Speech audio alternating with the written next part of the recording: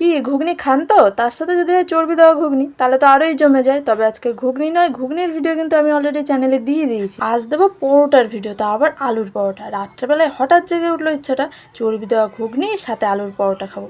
তো চলুন, দুটো আলুকে চৌকো সাইজ করে কেটে সিদ্ধ করে নিলাম। তাতে একটু লবণ দিয়ে আচ্ছা করে মেখে ভালোভাবে চেপে চুপে গলিয়ে নিই। একেবারেই দোলা রাখা যাবে না, চেপে চুপে আলুর ভর্তা বানিয়ে দিয়েছি। এরপরে নিয়ে নিয়েছি কিছুটা পরিমাণ মতো ময়দা। এরপরে তো আপনারা জানেনই, ভালো করে নরম করে মেখে 5 মিনিটের জন্য ছেড়ে দিয়েছি। চাইলে আপনারা 2 ফোঁটা তেলও দিয়ে দিতে পারেন। তারপরে কিছুটা করে নিয়ে গোল গোল রসগোল্লার মতো করে মুন্ডুতে এক চাপ দিয়ে রেখে দিলাম। এইভাবেই পুরো আটাটা গোল্লা গোল্লা করে সাইডে রেখে দিলাম। তারপরে বাটিতে নিয়ে নিয়েছি একটু সাদা তেল। এইবারে এক এক করে নিয়ে উপরে একটু সাদা তেল দিয়ে বেলুনির সাহায্যে রুটিগুলো বেলে নেব। যেহেতু আমি কাজে তো অষ্টরম্বা, সেহেতু গোলের জায়গায় রুটিগুলো একটু ইন্ডিয়ার ম্যাপ হয়ে যেতে পারে। দয়া করে আপনারা কিছু মনে করবেন না। বলতে কিন্তু পারবেন না যে গোল হয়নি, সবগুলো না একটা তো হয়েছে। তো এক এক করে মোটামুটি গোল গোল করে আমি বেলে নিয়েছি সবগুলোই। তো চলুন, দেরি করে আর লাভ নেই, এতগুলো রুটি ভাজতে হবে। এক এক করে দিয়ে দিই। তাওয়ায় দিয়ে 1 মিনিট রেখে উল্টে পাল্টে তারপরে দিয়ে দেবো 1 চামচ তেল। তারপরে ঘুরিয়ে ঘুরিয়ে চেপে চেপে উল্টে পাল্টে কিন্তু লাল লাল করে পরোটাটা ভেজে নেব। ওয়াও, দেখেই একবারে লোভনীয় লাগছে না? এর সাথে কিন্তু ঘুগনি পুরো জমে যাবে। আর তোমরা যারা ঘুগনির ভিডিওটা দেখোনি তারা কিন্তু দেখে আসতে পারো, আমার চ্যানেলে আগেই ছেড়ে দেওয়া আছে। বাকি পরোটাগুলোও কিন্তু উল্টে পাল্টে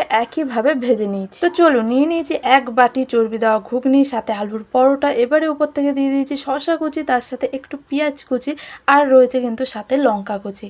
ব্যাস, আমার খাবার কিন্তু কমপ্লিট। আমার খেতেও দারুণ লেগেছে। এবার আপনারা খেয়ে বলবেন যে আপনাদের কেমন লেগেছে। আর এমন আরো ভিডিও পাওয়ার জন্য কিন্তু আমার চ্যানেলটিকে অবশ্যই সাবস্ক্রাইব করে রাখবেন।